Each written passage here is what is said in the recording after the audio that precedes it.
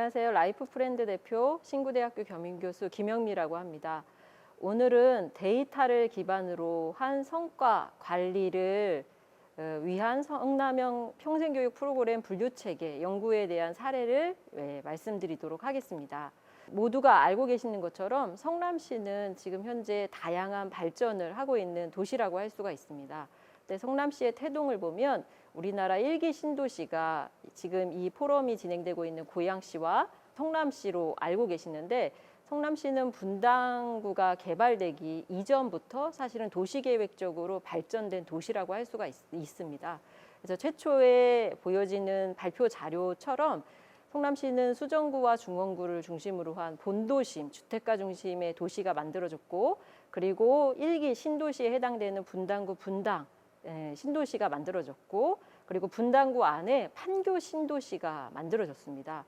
그리고 수정구, 중원구, 본도심, 주택가 중심에 사실은 주택이 없던 곳이지만 위례 신도시라는 또 신도시가 개발이 돼서 총 4단계, 4단계를 거쳐서 도시가 발전을 하고 있습니다.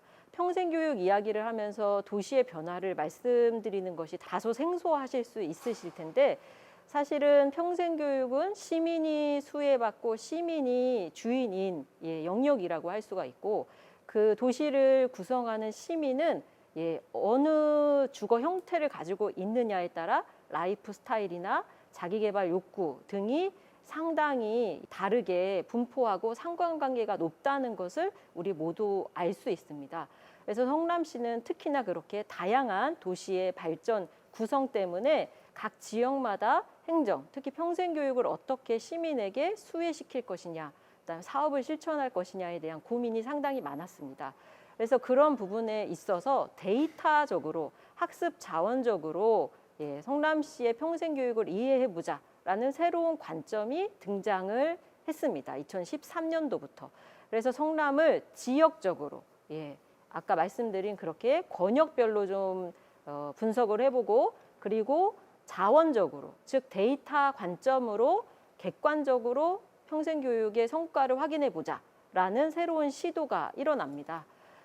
아시겠지만 평생교육은 요람에서 무덤까지, 가정에서 사회까지 형식을 갖춘 교육기관에서부터 자기주도형의 무형식 교육까지 수직적이고 수평적인 통합적 제공, 통합적 영역을 아우르고 있는 영역이라고 할 수가 있습니다. 그것과 연관돼서 평생교육법에 보면 평생교육은 내용적으로 육진분류하는 내용으로 구성된다라는 내용도 있습니다. 그래서 기존에 있는 평생교육의 분류 체계들을 근간으로 해서 크게 기관의 데이터, 분류 체계를 적용해서 데이터를 확보했고요. 그리고 평생교육 법에도 나와 있는 것처럼 육진 분류의 체계로 성남에서 제공되고 있는 평생교육의 내용들을 2013년도부터 분석하고 연구하기 시작을 했습니다. 그래서 그 평생교육의 기초 데이터를 확보를 하는 시작을 여정을 갖게 되는 거죠.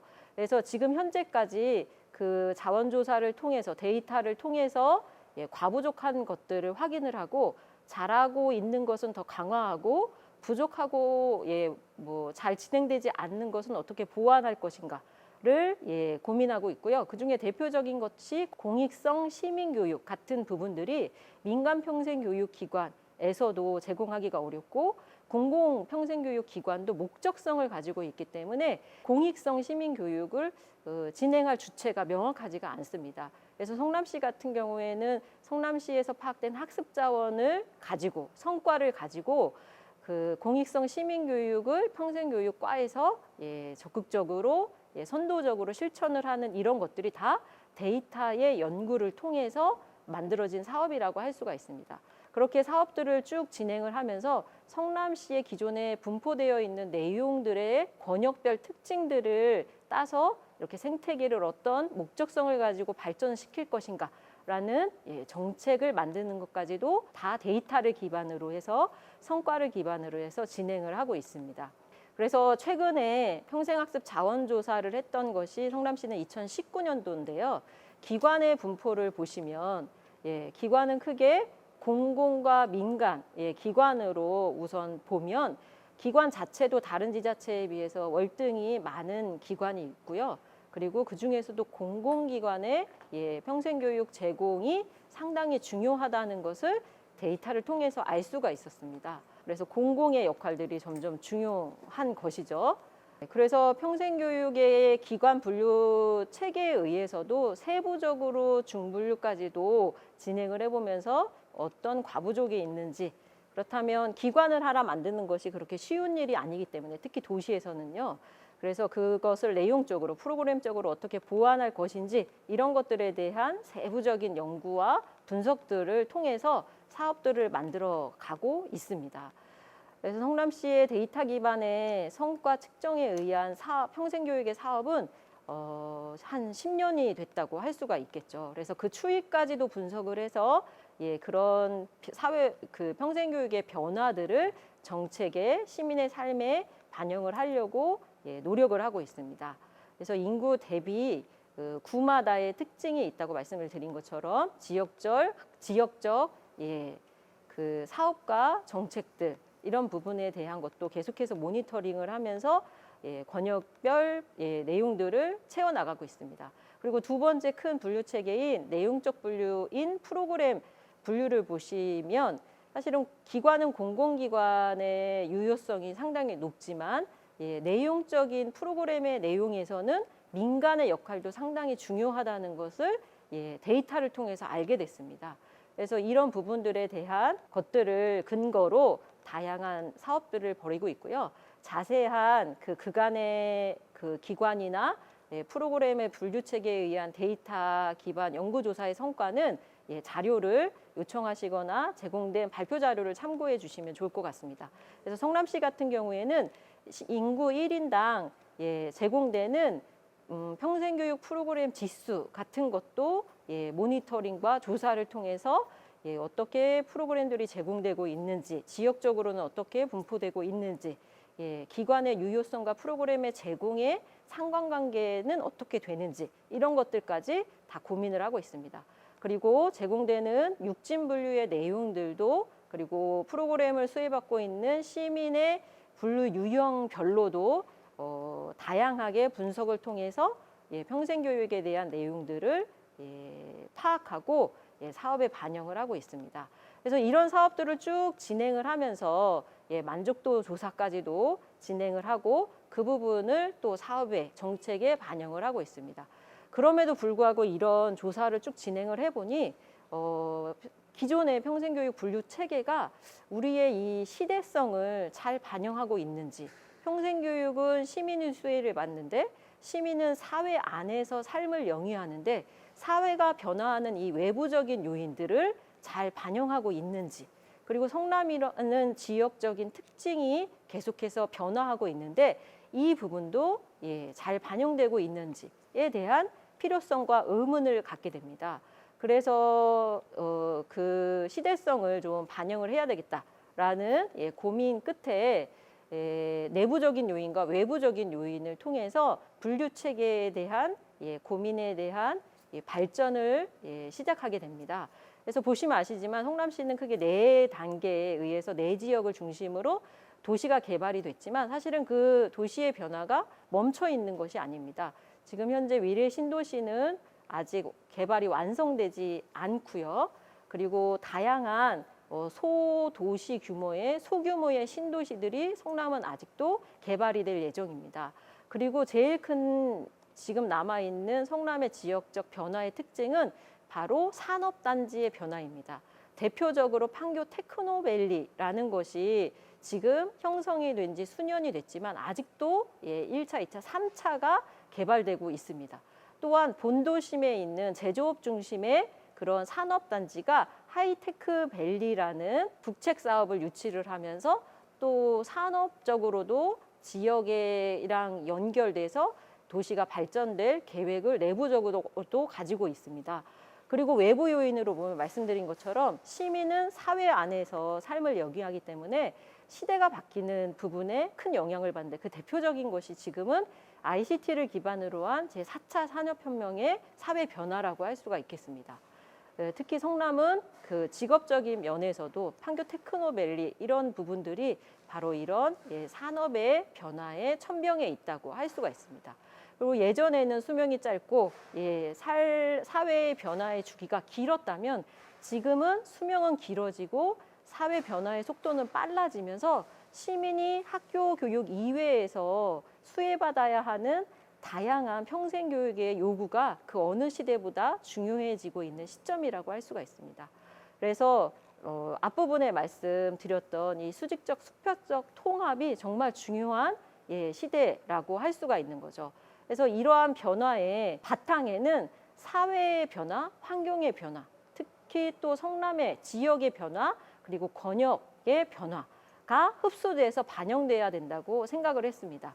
그래서 성남시에서는 평생교육과 평생학습의 실제와 미래를 반영할 수 있는 그런 기초를 새롭게 마련해야 되겠다라는 생각을 하게 됩니다. 그래서 그 근간을 데이터에 더 방점을 찍게 됩니다. 그런데 앞서도 말씀드린 것처럼 평생교육에 특히 프로그램의 데이터는 빅데이터라고 할 수가 있습니다. 성남의 인구는 약 100만에 가까워져 있고요. 그 100만 시민이 엄청나게 많은 평생교육 프로그램들을 수혜를 받고 있습니다. 반복적으로. 그래서 이 빅데이터 3요소의 특징에도 부합되는 평생교육의 데이터를 가지고 미래까지도 예측할 수 있는, 즉 학습의 경로까지도 설정해 줄 수 있는 그런 데이터 기반의 성과 관리를 통한 선진화된 평생교육을 제공해야 되겠다라는 의사결정을 하게 됩니다. 그래서 그 활용 정점 그리고 앞부분에 위치하고 있는 것이 바로 평생교육 플랫폼이라고 할 수 있습니다. 브랜드는 배움숲인데요. 이 배움숲을 통해서 성남시 평생교육의 빅데이터를 모으고 시민들에게 단순하게 정보도 제공하고 그리고 그 축적된 데이터를 가지고 분석을 통하고 그리고 설문조사도 가능하게 만들었고요. 그래서 욕구조사도 하고 그런 데이터를 가지고 사업으로 발전시키는 그 기초적인 데이터 플랫폼을 만들었다고 생각하시면 될 것 같습니다. 그래서 평생교육의 정보와 목표 3가지를 발표 자료에서 보실 수가 있을 텐데요. 이 부분에서 가장 중요하다고 생각했던 것이 바로 데이터의 표준이라고 할 수가 있습니다.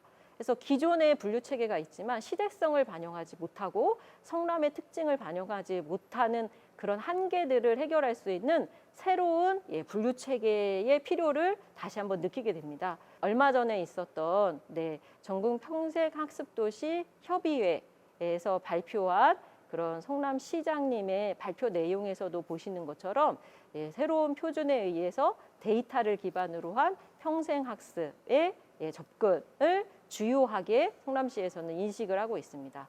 그래서 크게 아까도 말씀드린 것처럼 기관의 데이터와 프로그램의 데이터, 그다음에 그 학습자의 데이터가 있겠지만 학습자의 데이터는 프로그램의 데이터에 귀결된다고 볼 수가 있고요. 첫 번째로 시급한 것이 프로그램의 분류 체계를 새롭게 접근해 볼 필요가 있다고 보았습니다.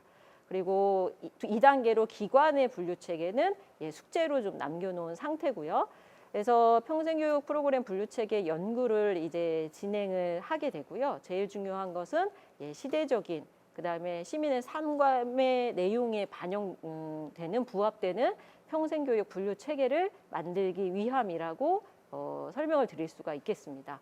그래서 분류체계 연구 개발 단계는 기존의 분류체계를 근간으로 했고요. 왜냐하면 다른 지자체하고도 콜라보가 이루어져야 하기 때문에 그런 부분들을 중요하게 생각을 했습니다. 그리고 각 분야마다의 전문 내용들을 최대한 반영을 했고요. 그 각 분야의 전문 내용이 반영되지 못하는 부분들은 성남시가 2013년도부터 조사를 했던 그 데이터에서 객관성을 최대한 확보하려고 노력을 했습니다. 그래서 이렇게 진행을 했고요. 데이터를 기반으로 해서 디지털화하고 그 관리를 통해서 평생교육의 정책이나 사업들이 만들어지고 있다라는 내용들이라고 할 수가 있겠습니다. 그 결과를 좀 말씀을 드리면요. 크게 4단계의 레이어를 가지고 있게 위계를 갖고 있게 만들었습니다. 대, 중, 소 세 분류로 진행을 했고요. 그리고 플랫폼에 연동이 돼서 데이터가 관리돼야 하기 때문에 코드화를 했습니다. 그래서 코드는 크게 대중까지는 한 자리 코드를 부여했고, 그다음에 소세는 두 자리 분류를 해서 총 375세 분류까지 가능하도록 데이터베이스 설계를 해서 배움수 플랫폼에 반영이 된 상태라고 할 수가 있습니다. 그러면서 또 중요하게 저희가 생각했던 것 중에 하나는 무엇이냐 하면요. 그 육진 분류의 명칭부터가 시대성이나 시민의 의식 수준을 반영해야 된다고 봤습니다. 그래서 용어 정리를 다시 했고요. 그리고 그 가치와 기능과 의미 부여를 했습니다. 그래서 이 육진 분류라는 것이 얼마나 시민의 삶과 평생교육의 내용과 밀접하게 관련이 있는지를 직접적으로 설명할 수 있고 누구나 읽어보면 이해할 수 있어서 공감대를 형성할 수 있는 그런 분류 체계로 접근을 했습니다. 그래서 보시는 것처럼 내용들을 중분류에서도 그 의미까지도 보강을 해서 평생교육의 내용적 분류를 전문가가 아니어도 이해할 수 있는 그런 체계를 새롭게 마련을 했고요. 그리고 문화예술 프로그램 같은 경우에는 스포츠 체육 활동이 어느 분류자에 의해서는 인문교양으로 넘어가기도 하고요. 어느 분류자는 문화예술로 넘어가기도 하고 하는 부분들의 모호성을 해결하기 위하여 성남 같은 경우에는 문화예술 스포츠로 그룹핑을 했습니다. 그래서 더 명확하게 했고요. 그리고 가장 심혈을 기울인 것은 시민 참여라는 제목입니다. 사실은 평생교육은 다 시민이 참여하는 교육인데 시민 참여라는 분류명 자체가 상당한 오해의 소지와 혼선의 소지가 사실 있었습니다. 현장에서는요. 네, 그래서 그 부분을 다시 한번 새롭게 시대성에 맞게 이름을 변경을 하게 됩니다. 그래서 내용에서 보시는 것처럼 이렇게 용어와 개념과 의미 부여를 새롭게 다 진행을 했고 그것들이 배움수 포털 사이트의 데이터베이스의 구조 체계에 반영이 된 상태라고 할 수가 있습니다. 그래서 말씀드린 것처럼 이 분류 체계를 그러면 어떤 근거로 했느냐 이것이 가장 궁금하실 텐데 초기의 연구 결과를 말씀드릴 때 보여드렸던 것처럼 기존의 평생교육의 분류 체계를 1단계에 깔고 그 다음에 각 분야별로의 전문성 있는 분류 체계들이 이미 존재합니다. 예를 들어서 문화예술, 스포츠 같은 경우 스포츠는 국제 IOC, 그러니까 IOC에서 명명한 그런 분류 체계를 준용해서 프로그램 코드화를 한 거죠. 이런 식으로 내 발표 자료를 보시면 상세하게 보실 수가 있고 그렇게 해당 분야의 전문 분류 체계가 없는 것은 2013년도부터 일어났던 성남시의 연구 데이터 기반의 연구 결과에서 그룹핑을 하고 빈도를 파악해가지고 반영을 했습니다.